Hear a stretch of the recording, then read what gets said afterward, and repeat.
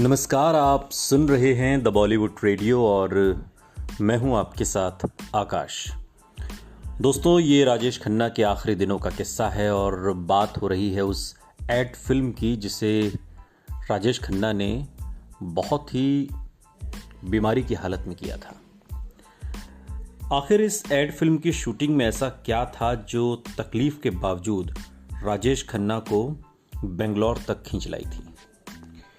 भूपेश रसीन, जो कि राजेश खन्ना के करीबी थे, दोस्त थे उनके, लगातार उनके साथ थे। शूटिंग के लिए राजेश खन्ना स्टार की तरह ही अपने साथ एक हेयर स्टाइलिस्ट और एक हेल्पर बॉय को भी साथ ले गए थे।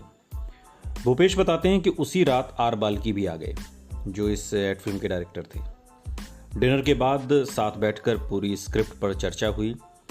भूपेश बताते हैं कि वहीं ये भी तय हो गया कि राजेश खन्ना की गर्दन हिलाने वाली अदा के साथ उनका गाना ये शाम मस्तानी को कोरस में एक एंथम की तरह इस्तेमाल किया जाएगा। राजेश खन्ना को ये आइडिया पसंद आया। एक तरह से ये एड फिल्म राजेश खन्ना के बेमिसाल सुपरस्टारडम को सलाम थी। कुछ सेकंड की इस एड फिल्म में उनके पुराने जादू को जिंदा करने की कोशिश की गई थी। ये फिल्म दर्शकों को उन पुराने दिनों में ले जाती है जब राजेश खन्ना इंडस्ट्री के बेताज बादशाह हुआ करते थे। विज्ञापन राजेश खन्ना की इस पंचलाइन पर ख़त्म होता है कि उनके फैन उन्हें कभी नहीं छोड़ सकते। इस बात पर कहीं ना कहीं राजेश खन्ना को वाकई यकीन था। राजेश खन्ना ने इस विज्ञापन फिल्म में छुपे ह्यूमर को भी बड़ी जिंदा दिली से कबूल किया था। भूपेश के मुताबिक उस रात होटल जाने से पहले उन्होंने बाल्की को वॉक करके दिखाया। वो गर्दन से लड़खड़ा रहे थे, लेकिन अपनी वही मशहूर चाल उन्होंने बाल्की के लिए चल के दिखाई।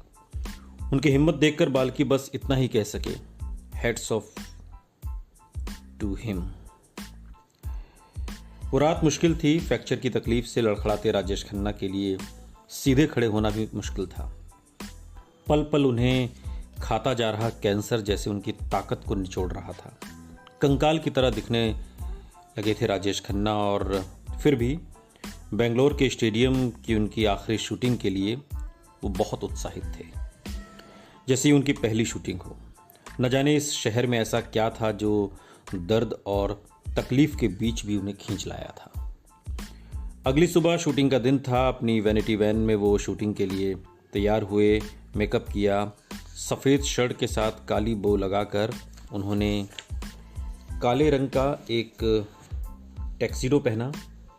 शूटिंग स्टेडियम के अंदर थी, वैन स्टेडियम के बाहर थी। राजेश खन्ना के लिए अपने पैरों पर चलना बहुत मुश्किल हो रहा था, इसलिए तैयार होकर राजेश खन्ना एक व्हील चेयर पर बैठकर स्टेडियम के अंदर चल पड़े। जैसे ही वो स्टेडियम के अंदर दाखिल हुए, उनके होंठों पर मुस्कान तैर गई। उन पलों में वो शायद अपने अतीत के एक सुनहरे दिन में पहुंच गए।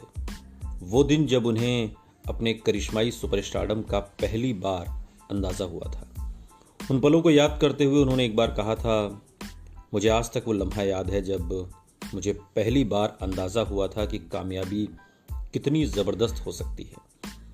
ये अंदाज़ जो कि साल 1971 में आई थी फिल्म, उसके फ़ौरन बाद हुआ था, यहीं बेंगलोर में। और हवाओं में बस एक ही आवाज़ गूंज रही थी, जानते हुए ये रोमन साम्राज्य के किसी स्टेडियम जैसा था और मैं किसी बच्चे की तरह रो रहा था। सुनते रहिए द बॉलीवुड रेडियो, सुनता है सारा इंडिया। और हाँ, अगला किस्सा अगले पॉडकास्ट में।